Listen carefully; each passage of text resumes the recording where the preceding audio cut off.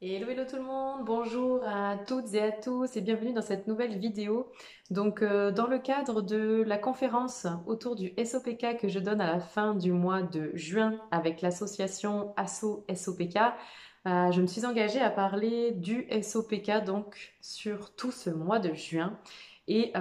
Aujourd'hui donc ne déroge pas à la règle, c'est la première vidéo YouTube sur le SOPK. Cette vidéo, elle est pour toi si tu as le SOPK, si tu as été diagnostiquée comme résistante à l'insuline, si tu veux comprendre le lien qu'il existe entre apparition du SOPK et résistance à l'insuline, et bien évidemment si tu veux des solutions concrètes à tous tes symptômes. Donc ça se passe dans cette nouvelle vidéo SOPK, le rôle de l'insuline, et c'est parti, on y va. Ok, donc on sait aujourd'hui que l'hyperinsulinémie, donc l'excès d'insuline dans le sang, joue un rôle clé dans l'éveil du SOPK chez les femmes. Cette hyperinsulinémie, elle va stimuler directement certaines cellules des ovaires et ça va augmenter la production d'hormones androgènes. Ces hormones androgènes, avec un niveau qui augmente, vont elles-mêmes perturber le bon fonctionnement du cycle folliculaire, le bon développement des follicules, la maturation des follicules à l'intérieur de l'ovaire va s'arrêter et va conduire donc à un blocage de l'ovulation. Ce blocage de l'ovulation, s'il persiste dans le temps, s'il devient chronique, d'une part, on va retrouver des cycles menstruels très irréguliers, voire même complètement arrêtés, une absence de règles pendant des semaines, voire plusieurs mois. Euh, Ce blocage de l'ovulation va aussi entraîner l'accumulation de follicules immatures à l'intérieur de l'ovaire, ces follicules qui vont mourir et qui vont ensuite donner cet aspect d'ovaire polykystique à l'échographie. Cette hyperinsulinémie, elle va aussi occasionner une inflammation chronique et un stress oxydatif, eux-mêmes responsables en partie de l'apparition du SOPK chez certaines femmes. Donc, qu'est-ce qui se passe aujourd'hui quand ton corps devient résistant à l'insuline et que ton corps éveille le SOPK? L'insuline est une hormone qui est produite par le pancréas et cette hormone, elle a pour rôle principal de permettre au glucose qui est accumulé dans notre sang de passer à l'intérieur de nos cellules. Quand le glucose n'est pas absorbé par nos cellules, on va parler d'insulinorésistance ou de résistance à l'insuline. Euh, Ce qui se passe en réalité, c'est que nos récepteurs cellulaires sont probablement moins sensibles à l'insuline ou alors qu'il y en a moins que ce qu'il devrait y avoir au niveau des cellules. Et donc ça va entraîner une baisse d'efficacité de l'insuline. Notre corps, qui essaye en permanence de s'adapter aux difficultés qu'il va rencontrer, il va se mettre à produire beaucoup plus d'insuline pour permettre une meilleure assimilation du glucose. Mais comme les récepteurs des cellules sont toujours défaillants ou sont toujours moins nombreux, on a donc l'hyperinsulinémie qui se met en place. Et on a aussi une hyperglycémie qui va se mettre en place, beaucoup trop de glucose dans notre sang. Et cette augmentation du glucose dans le sang, si elle devient chronique, si elle n'est pas rééquilibrée, peut amener à développer un diabète de type 2, donc le diabète insulino-résistant. La résistance à l'insuline, elle peut apparaître chez quelqu'un à cause de différents facteurs. On est sur des causes vraiment multifactorielles. Donc le premier truc qui entre en jeu, bien évidemment, c'est ton alimentation. Si tu as une alimentation trop riche en sucre et en graisse saturée, ben, naturellement, tu as déjà beaucoup plus de glucose qui aura tendance à s'accumuler à l'intérieur de ton corps. La sédentarité, le manque d'activité physique est un facteur prédisposant parce que quand tu fais du sport, tes muscles ont besoin d'énergie et ils consomment pour ça énormément de glucose. Donc l'activité physique est un régulateur aussi du taux de glucose dans le sang. On retrouve aussi les antécédents familiaux, bien évidemment. Il y a une part de génétique là-dedans. Le diabète peut se retrouver en fait d'une génération sur l'autre, d'une famille à l'autre. Et dans les facteurs prédisposants, on retrouve aussi bien évidemment le stress chronique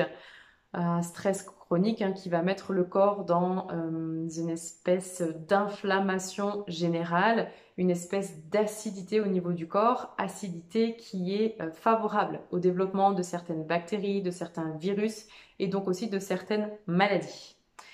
Donc tu vois là, tu peux totalement avoir un impact positif toi-même sur cette hyperinsulinémie et donc sur les symptômes du SOPK, ne serait-ce qu'en te prenant en charge côté alimentaire et activité physique et aussi en prenant de bonnes habitudes de vie pour ton bien-être. On va aborder ensemble maintenant le côté plus émotionnel, symbolique du SOPK, mais on va axer vraiment sur la symbolique aujourd'hui du pancréas, de l'insuline et du diabète, puisqu'on est vraiment sur ce thème d'insulinorésistance en cause dans l'éveil du SOPK. J'entends par là que certains comportements que tu peux avoir, certains schémas de fonctionnement et donc certains stress et certaines émotions qui pourraient être un petit peu trop présentes chez toi peuvent favoriser l'apparition d'une maladie comme le SOPK au même titre qu'un facteur prédisposant alimentaire ou hormonal. Ok? Donc, le pancréas c'est un organe qui symbolise le travail, le sérieux et la raisonnabilité. Donc, ce pancréas, il peut se mettre à dysfonctionner si depuis plusieurs années, voire même depuis toujours, tu as tendance à être beaucoup trop raisonnable dans ta vie, à tout prendre un peu trop au sérieux et donc à avoir perdu en fait la notion de plaisir dans les choses que tu peux faire ou que tu peux entreprendre. Le pancréas peut dysfonctionner aussi si tu as tendance à avoir un sens du devoir hyper développé, c'est-à-dire que les devoirs que tu as à faire envers toi, envers ta famille, envers tes amis, etc., sont prioritaires sur toute notion de plaisir et sur absolument tous tes besoins fondamentaux. Le pancréas peut dysfonctionner aussi si tu es quelqu'un qui accorde beaucoup d'importance à tout ce qui est règles, les normes et tout ce qui peut être perçu comme normal par les autres, par la société et donc auquel tu vas avoir tendance peut-être à te conformer. L'insuline, quant à elle, c'est l'hormone de la douceur et donc insuline et diabète sont difficilement dissociables en termes de symbolique. Donc l'insuline, c'est l'hormone de la douceur, mais c'est aussi l'hormone qui permet de maintenir un équilibre interne à chaque fois qu'il y a une perturbation externe. Donc il y a quand même ce gros rôle de régulateur entre ce qui se passe autour de moi et ce que je vis à l'intérieur de moi. Un dérèglement du taux d'insuline dans le sang, donc l'hyperinsulinémie par exemple, et donc l'apparition d'un potentiel diabète peuvent venir simplement d'un manque de douceur dans ta vie. tu peux avoir tendance à avoir des comportements très durs envers toi-même, une certaine exigence de résultats, de perfection. Et puis, le dérèglement du taux d'insuline peut être aussi lié à un excès de normes, de règles et un excès de dureté venant principalement du père. Donc, il y a quand même un gros lien avec le masculin, avec cette force vraiment dure et très, ouais, très réglée, très norminative, on va dire.